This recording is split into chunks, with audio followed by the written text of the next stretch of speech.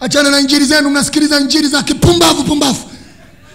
Injili niliyohubiriwa mimi, ukiacha Mungu ni jehanamu. Ndio injili niliyohubiriwa. Niliambiwa ukiacha Bwana ni jehanamu, ukirudia dhambi kuisha. Ndio injili niliyohubiriwa. Ilinyoka na hawakunibembeleza wala hawakunipigia simu niamue mimi kuendelea au kuacha. Nilipoamua kuendelea, nikajikuta kumbe ndani nina uwezo wa kutengeneza nyumba.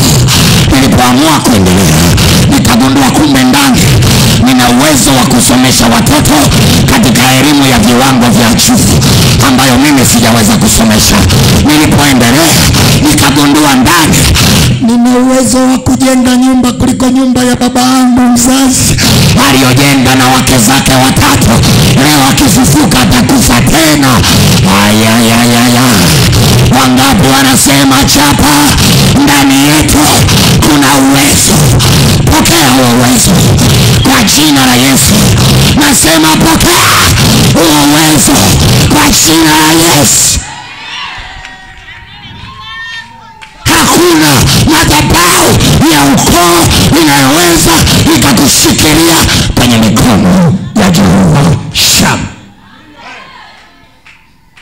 Baba jana amenionyesha amerudi. Nilijua hajarudi. Haleluya. Baba jana amenionyesha nyumba, ndugu yangu ubarikiwe. Jana baba amenionyesha nyumba moja. Nikaisi labda hiyo nyumba iko Bagamoyo. Haleluya. Yani Bagamoyo, Dar es Salaam.